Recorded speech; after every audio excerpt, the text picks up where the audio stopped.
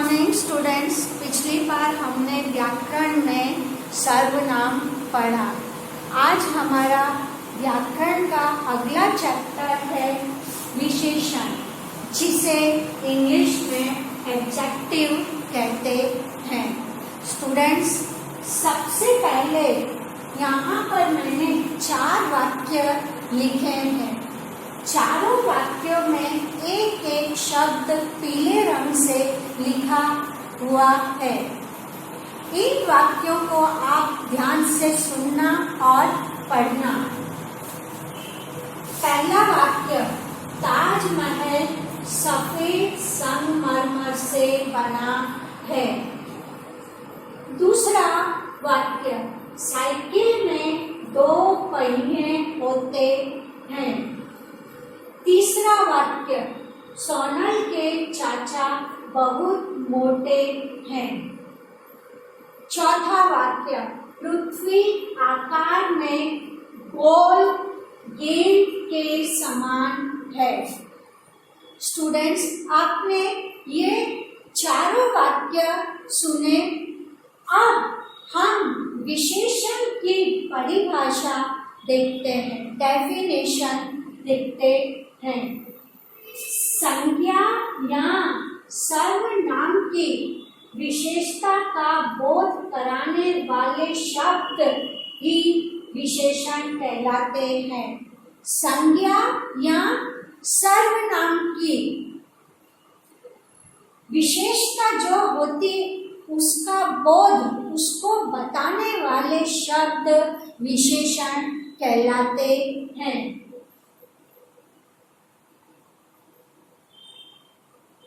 उपयुक्त वाक्यों में पीले रंग से लिखे शब्द विशेषता प्रकट कर रहे हैं। स्टूडेंट्स, अब विशेष्य क्या है ये समझेंगे। विशेषण जिन शब्द की विशेषता बताता है उसे विशेष्य कहते हैं। अब इसमें कहा गया कि विशेषण जिन शब्दों की विशेषता बताता है उसे विशेष्य कहते हैं। जैसे कि सफेद ताजमहल, 2 पहिए, मोटे चाचा, गोल पृथ्वी। यहाँ तक हमने विशेषण और विशेष्य की परिभाषा समझी। स्टूडेंट्स, विशेषण के 4 भेद हैं। विशेषण के 4 भेद हैं। पहला भेद है गुणवाचक विशेषण। दूसरा भेद है संख्यावाचक विशेषण। तीसरा भेद है संकेतवाचक विशेषण।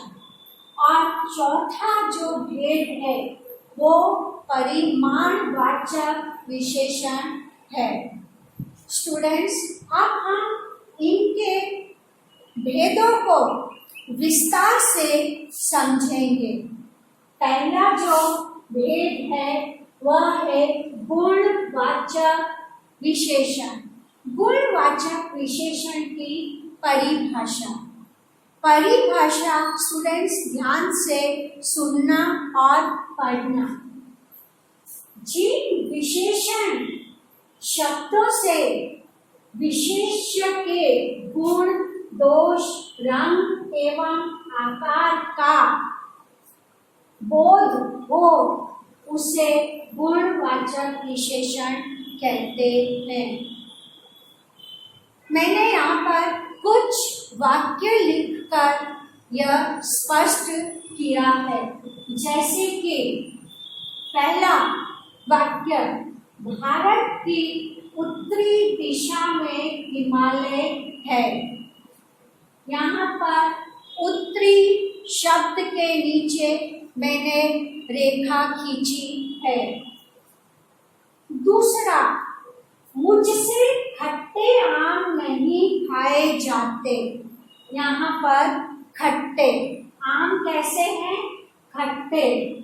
भारत की कौन सी दिशा में हिमालय है? उत्तरी दिशा में। तीसरा, मेरे काले लंबे बालों का राज है आंवला। यहाँ पर मैंने वाक्य लिखकर गुण स्पष्ट किए हैं। हमारा दूसरा जो भेद है विशेषण का वह है संख्यावाचक विशेषण।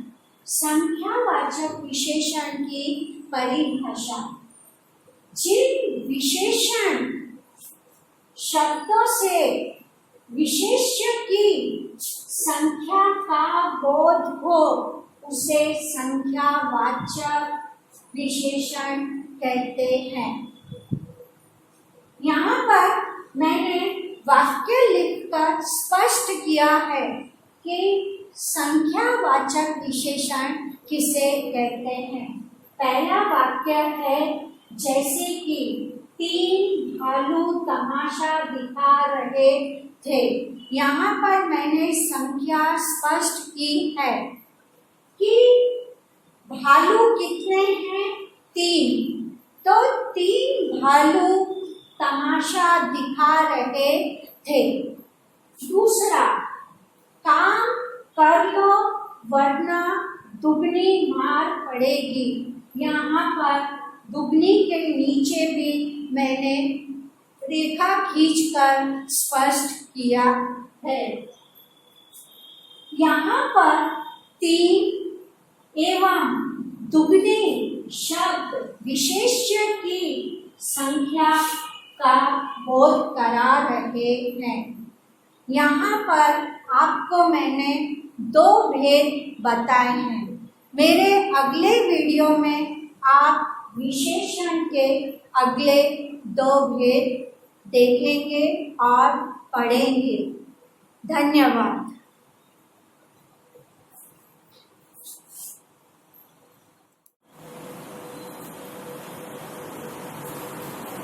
Good morning students. पिछले वीडियो में हमने विशेषण का पहला भेद समझा और दूसरा भेद समझा। आज हम दूसरे भेद के जो 2 भेद हैं वो समझेंगे। संख्यावाचक विशेषण के 2 भेद हैं। पहला है निश्चित संख्यावाचक विशेषण और दूसरा है अनिश्चित संख्यावाचक विशेषण। स्टूडेंट्स, इसमें संख्या निश्चित है और दूसरे में संख्या निश्चित नहीं है। पहले हम इसकी परिभाषा समझेंगे। निश्चित व संख्यावाचक विशेषण, ध्यान से परिभाषा सुनना। जो विशेषण विशेष्य की निश्चित संख्या का बोध कराएं उन्हें निश्चित संख्यावाचक विशेषण कहते हैं। जैसे कि उदाहरण, 5 घोड़े मैदान में दौड़ रहे हैं। इसमें मैदान में कितने घोड़े दौड़ रहे हैं? 5। घोड़ों की संख्या निश्चित है। दूसरा, 3 पुस्तकें पुस्तकालय में लौटानी है। पुस्तकालय में कितनी पुस्तकें लौटानी है? 3। पुस्तकों की भी संख्या निश्चित है। अब स्टूडेंट, अगला जो संख्यावाचक का जो भेद है वह अनिश्चित संख्यावाचक विशेषण है। इसमें संख्याओं की जो संख्या है वह निश्चित नहीं है। जिन विशेषणों से निश्चित संख्या का बोध न हो उसे अनिश्चित संख्यावाचक विशेषण कहते हैं। इनमें संख्या निश्चित नहीं है, इसलिए इसे अनिश्चित संख्यावाचक विशेषण कहते हैं।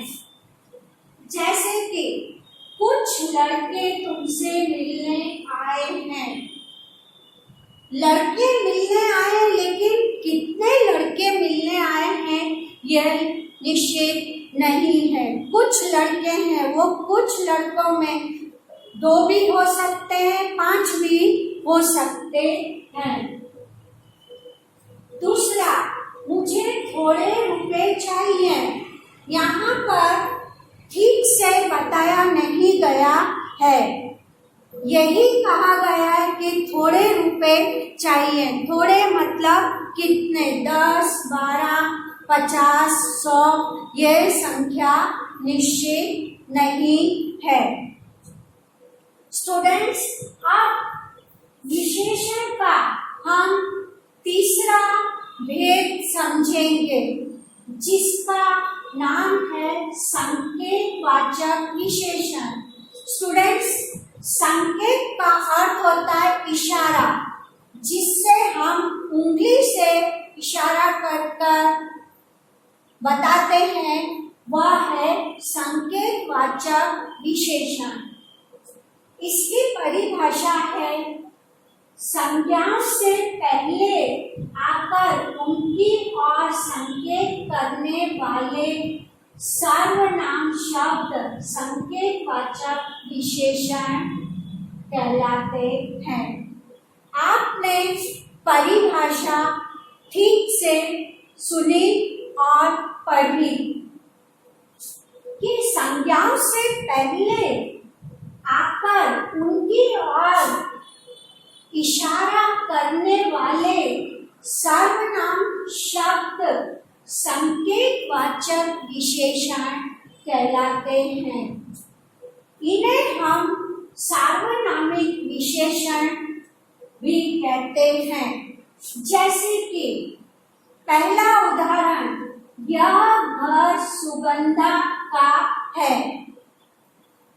एक व्यक्ति दूसरे को बता रहा है कि ये जो घर है वह सुगंधा का है। सुगंधा एक लड़की का नाम है। दूसरा, हमारा घर विद्यालय के पास है। इसमें बताया जा रहा है कि हमारा घर विद्यालय के पास में है।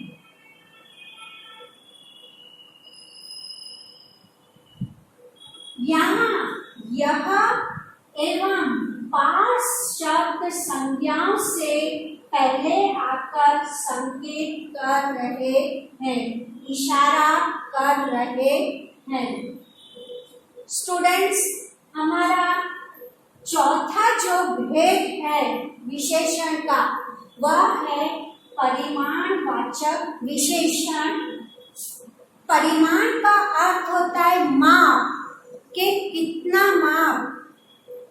अब ये माप किलो में भी आता है, मीटर में भी आता है, किलोमीटर में भी आता है, लीटर में भी आता है। तो यहाँ पर आपको परिमाण का अर्थ स्पष्ट हो गया है। परिमाण का अर्थ होता है माप। इसकी परिभाषा, विशेष्य की मात्रा या परिमाण का बोध कराने वाले विशेषण परिमाणवाचक विशेषण कहलाते हैं। मात्रा का भी अर्थ होता है माप। जैसे कि पहला उदाहरण, 3 मीटर कपड़ा दे दो। इसमें जो कपड़ा मांगा गया है उसका माप 3 मीटर बताया गया है।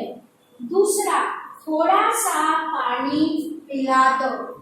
इसमें पानी का माप थोड़ा सा बताया गया है।